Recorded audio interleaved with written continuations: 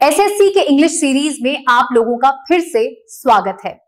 30 अक्टूबर shift 2 पहला है select the most appropriate antonym for the underlined word in the given sentence. He is a lazy person. तो lazy का मतलब होता है आलसी, तो इसका एंटोनिम क्या हो जाएगा? हार्ड वर्किंग यानी मेहनती। इसके अलावा परफेक्ट मतलब परफेक्ट जिसमें कोई किसी भी तरह का कोई दोष ना हो। कैजुअल का मतलब एकदम साधारण तरीके से, कोई ज्यादा इंटरेस्ट वाला नहीं, सिर्फ कैजुअल। और पॉपुलर का मतलब लोकप्रिय। नेक्स्ट है select the incorrectly spelled word from the given sentence. The explorer's adventurous spirit led to the discovery of an ancient civilization. इसमें एडवेंचरस की स्पेलिंग गलत लिखी हुई है। ये जो तुम्हारा एडवेंचरस है इसकी करेक्ट स्पेलिंग होगी ADVENTUROUS। ये जो बीच में ओ के बाद यहाँ पर यू छूट गया, ओ के बाद यू आ जाता तो फिर ये सही लगता है। इसके अलावा एंशिएंट सही है, मतलब पुराना। डिस्कवरी का मतलब खोज, ये भी सही है। और एक्सप्लोरर्स का मतलब खोजकर्ता का, तो ये भी सही है। नेक्स्ट है in the following sentence the underlined part contains an error. Select the correct alternative. Wolffia is the tiny plant in the world. तो यहाँ पर पूरे वर्ल्ड के प्लांट से तुलना की जा रही है, तो क्या हो जाएगा?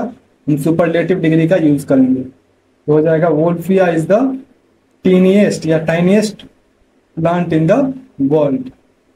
नेक्स्ट है identify the most appropriate antonym of the word in brackets.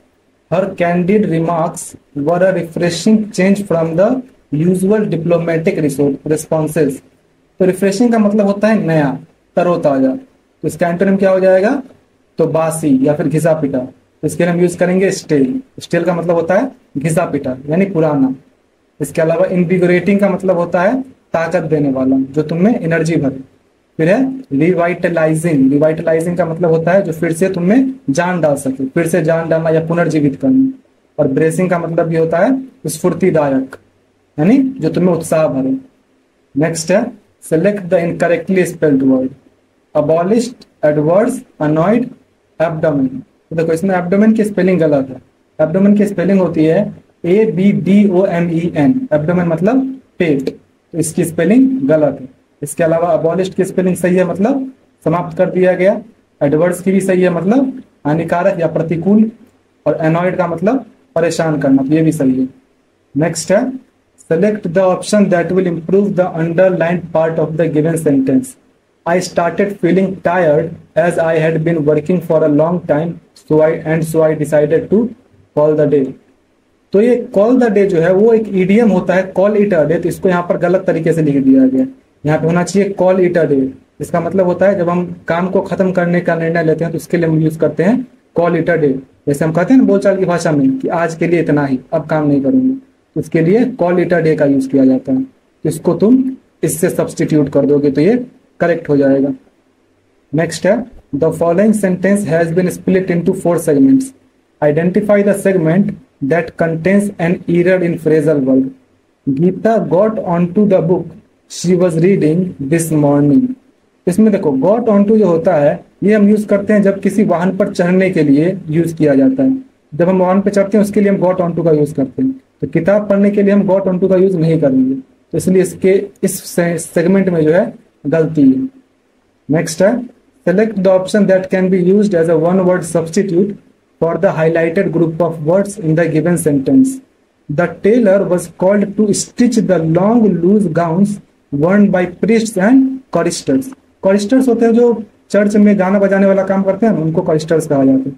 तो पुजारी और कॉरिस्टर जो लंबे से और लूज गाउन पहने हुए थे उनको स्टिच करने के लिए टेलर को बुलाया गया। तो वो जो लंबा सा गाउन होता है उसे क्या कहा जाता है? उसे कैसॉक्स कहा जाता है, कैसॉक्स। इसके अलावा पेटीकोट लड़कियों का एक परिधान है, टुक्सेडस या इसको टक्सीडो बोला जाता है। टक्सीडो ये होता है जो पुरुष द्वारा शाम में पहना जाता है ना, एक तरह का सूट, उसको बोला जाता है। और फ्रॉक जो है वो लड़कियों का एक पोशाक होता है। नेक्स्ट है select the most appropriate option that can substitute the underlined segment without changing its meaning in the given sentence. Entrepreneur endeavors drive economic growth and innovation, empowering individuals to bring their ideas to fruition. तो देखो वैसे तो हमें इतना ही दूर को substitute करना है, लेकिन पूरा जरूर पढ़ लेना ताकि तुम्हें कॉन्टेक्स्ट समझ जाए। अब क्या बोल रहा है, इंडिविजुअल्स ड्राइव इकोनॉमिक ग्रोथ, यानी इंडिविजुअल्स मतलब होता है प्रयास करना, तो वो प्रयास कर रहे हैं किस चीज के लिए, इकोनॉमिक ग्रोथ, आर्थिक समृद्धि के लिए। तो इनमें से देखो कौन सा हो सकता है, तो ventures contribute to economic flourishing, यानी वेंचर मतलब होता है उद्यम, तो उद्यम जो है वो कंट्रीब्यूट कर रहे हैं, योगदान दे रहे हैं आर्थिक समृद्धि के लिए, तो ये हो सकता है। इसके अलावा परसूट्स मैनिपुलेट्स इकोनॉमिक सक्सेस, तो मैनिपुलेट मतलब होता है एक तरह से उसे बहलाना फुसलाना या फिर हेर फेर करना। अगर हम इकोनॉमिक सक्सेस के लिए यूज कर रहे हैं, इसमें हम हेर फेर करने के सेंस में इसको यूज कर सकते हैं। तो वो तो ड्राइव से मेल ही नहीं खाता, ये तो तुम्हारा एक नेगेटिव सेंस दे रहा है, तो ये नहीं होगा। फिर एक्शंस पर इकोनॉमिक रिसेशन, तो रिसेशन का मतलब होता है मंदी, यहाँ तो इकोनॉमिक ग्रोथ की बात की जा रही है, तो ये भी नहीं होगा। Project discourage economic prosperity, discourage यानी हतोत्साहित करना, ये भी नहीं होगा। इसलिए तुम्हारा ये एकदम करेक्ट है, ventures contribute to economic flourishing. कभी कभी जब तुम्हें ऐसे वर्ड्स दिखाई दो जो तुम्हें समझ ना आए, तो तुम्हें क्या करना है कि उसमें एलिमिनेशन मेथड का यूज करना है कि कौन कौन जो है उसके कॉन्टेक्स्ट में आ ही नहीं रहा। ठीक, नेक्स्ट है select the incorrectly spelled word, conceive, disappoint, consensus या डिसअपियर। इसमें तुम्हारा डिसअपॉइंट की स्पेलिंग गलत है, डिसअपॉइंट की स्पेलिंग होती है DISAPPOINT, यानी निराश करना। फिर कंसीव, इसकी स्पेलिंग सही है, मतलब कल्पना करना। फिर कंसेंसस का मतलब होता है आम सहमति, ये भी सही है। और डिसअपियर का मतलब होता है गायब हो जाना, इसकी भी स्पेलिंग सही है। नेक्स्ट है select the most appropriate option to fill in the blank. The farmer stood by the road side stand to sell his blank, यहाँ पर ब्लैंक बना हुआ है, तो वो क्या क्या बेचने के लिए वो रोड साइड में खड़ा था। तो इसमें से क्या हो सकता है, देखो वॉल्यूम, प्रोड्यूस, प्रोडक्टिविटी या कॉन्सिक्वेंस। तो तुम्हें लगेगा कि यहाँ पे प्रोडक्ट्स होना चाहिए था, लेकिन हम प्रोड्यूस का भी यूज कर सकते हैं, क्योंकि प्रोड्यूस मतलब होता है उपज। तो अगर वो फल सब्जी वगैरह अगर बेचने के लिए वहां पे खड़ा है, तो इसके लिए हम प्रोड्यूस का यूज कर सकते हैं, वो अपनी उपज जो है वहां पर बेचने के लिए खड़ा है। इसके अलावा वॉल्यूम, वॉल्यूम मतलब होता है एक तरह से ये आयतन के लिए या मात्रा के लिए यूज किया जाता है, तो ये हम नहीं यूज करेंगे यहाँ। प्रोडक्टिविटी यानी उत्पादकता, तो उत्पादकता बेचने के लिए तो रोड साइड में नहीं खड़ा रहेगा वो। और कॉन्सिक्वेंस मतलब परिणाम, तो ये तीनों नहीं होगा, प्रोड्यूस जो है यहाँ पे करेक्ट सेंस बना रहा है। नेक्स्ट है select the most appropriate option that can substitute the underlined segment in the given sentence. I had to choose the best of the two options available. तो दो ऑप्शन में से किसी एक को चुनना, यानी दो में तुलना की जा रही है, तो इसके लिए हम बेस्ट का यूज नहीं बल्कि कंपैरेटिव डिग्री का यूज करेंगे, जो हो जाएगा better off. I had to choose the better of the two options available. Next है select the most appropriate option that can substitute the underlined segment in the given sentence. Shri did not go to work today as she was feeling a bit under the weather. तो under the weather का मतलब होता है बीमार महसूस करना, क्या हो जाएगा feeling ill. The following sentence has been split into 4 segments. Identify the segment that contains a grammatical error. My mother said that the thief Ramesh will learn his lesson soon. तो ये तुम देखोगे Ramesh will learn his lesson soon जो है ये simple future tense में बनाया गया, तो इसके लिए हम यहाँ पर वर्ब का बेस फॉर्म यूज करेंगे, ना कि V3। तो इसलिए यहाँ पर learned नहीं होगा बल्कि learn होगा, इस वजह से तुम्हारा ये सेगमेंट गलत है, होना चाहिए Ramesh will learn his lesson soon. Next है select the most appropriate option to fill in the blank. Please turn off the lights blank leaving the house. तो घर छोड़ने से क्या होना चाहिए, घर छोड़ने के बिटवीन, बिफोर, ड्यूरिंग या एमिड, तो होना चाहिए घर छोड़ने से पहले, घर मतलब घर से निकलने से पहले जो है लाइट्स को ऑफ कर देना, तो इसके लिए हम बिफोर यूज करेंगे। अमिड का मतलब बीच होता है, ड्यूरिंग का मतलब दौरान, और बिटवीन का मतलब भी बीच। नेक्स्ट है select the most appropriate antonym that can substitute the underlined segment in the given sentence. The family members describe their dream homes architecture elegance. Elegance मतलब होता है उसकी नजाकत, उसकी सुंदरता, उसका स्टाइल। तो उसका एंटोनिम पूछ रहा है तो क्या हो जाएगा कोअर्सनेस। कोअर्सनेस का मतलब होता है उसका भद्दापन, तो ये तुम्हारा करेक्ट एंटोनिम हो जाएगा। इसके अलावा फोर्टिट्यूड मतलब होता है उसका धीरज, और ग्रैंडियोसिटी का मतलब होता है उसका शानदारपन, उसकी भव्यता, तो ये तो नहीं होगा। ग्लीम का मतलब होता है उसकी चमक दमक, तो ये भी नहीं होगा। नेक्स्ट है the following sentence has been divided into parts. One of them may contain an error. Select the part that contains the error from the given options. After the match, the stadium was the messiest it's ever been. तो देखो after the match the stadium was the messiest, यहाँ तक तो सही है। फिर it is ever seen, तो it's जो है उसका यूज हम इट हैज के लिए भी करते हैं और इट इज के लिए भी यूज करते हैं। तो अगर यहाँ पे इट इज एवर सीन लिखा हुआ है तब ये गलत है, लेकिन अगर इट हैज के लिए इट्स का यूज किया गया तो ये सही है। तो इसलिए हम यहाँ पर करेंगे नो एरर, क्योंकि यहाँ पर ये करेक्ट मतलब ये चीज बताया ही नहीं गया कि इट हैज के लिए यूज किया गया इट या फिर इट इज के लिए, और इट हैज के लिए भी इट्स का यूज किया जाता है IT''S। तो इसलिए हम यहाँ पे इसको करेक्ट ही मानेंगे और ये हो जाएगा नो एरर, और SSC ने भी इसी को आंसर माना है, तो इसीलिए मैं यही बता रहा हूँ। नेक्स्ट है select the most appropriate option to fill in the blanks. He is going to blank the campaign against excessive use of blank in local production units. यहाँ पर हमारा कौन सा एक वर्ड यहाँ पर डालेंगे कि दोनों जो है एकदम करेक्ट सेंस बना दें। तो he is going to protest the campaign against excessive use of protest in local production units. ये तो सेंस ही नहीं बनाना। प्रोटेस्ट मतलब होता है किसी चीज का विरोध करना। इसके अलावा स्पाइस मतलब होता है मसाला। तो यहाँ पर मसाला इसमें तो सही से बैठ जाएगा, यानी कि इस कॉन्टेक्स्ट में बैठ जाएगा कि excessive use of spice in local production units. लेकिन he is going to spice the campaign, ये यहाँ पर सेंस नहीं बना रहा। फिर है लीड। तो यहाँ पर अगर इसको इस तरह से रखा जाए कि he is going to lead the campaign, यानी उस कैंपेन को वो लीड करेगा, उसके अंदर वो कैंपेन चलेगा। तो he is going to lead the campaign against excessive use of, और फिर यहाँ पर भी हम LEAD ही लिखेंगे, लेकिन उसको यहाँ पर लीड नहीं बल्कि लेड पढ़ा जाएगा, क्योंकि यहाँ पर लीड मतलब है उसका नेतृत्व करना, और यहाँ पर लेड जो है वो एलिमेंट को दर्शाएगा। ठीक, यहाँ पे हो जाएगा he is going to lead the campaign against excessive use of lead in local production units. इसलिए लीड तुम्हारा एकदम करेक्ट है।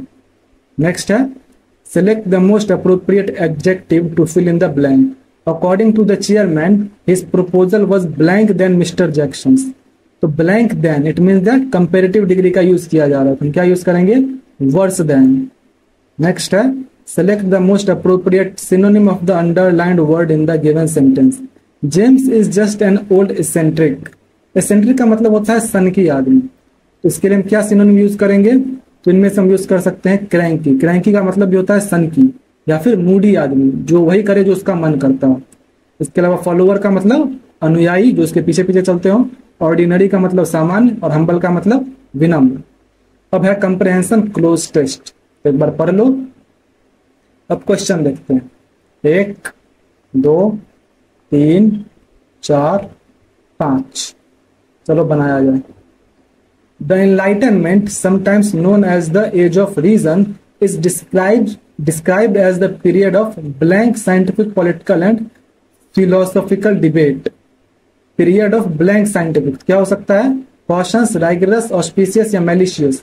तो राइगरस यहाँ पर एकदम करेक्ट से बनाता है। राइगरस का मतलब होता है उसमें गहन अध्ययन या फिर कठोर अध्ययन। एक तरह से क्या हो जाएगा? Is describe by the period of गहन scientific political and philosophical debate, यानी कि यहाँ पर राइगरस का यूज करेंगे तो क्या हो जाएगा? गहन वैज्ञानिक, राजनीतिक और दार्शनिक डिबेट।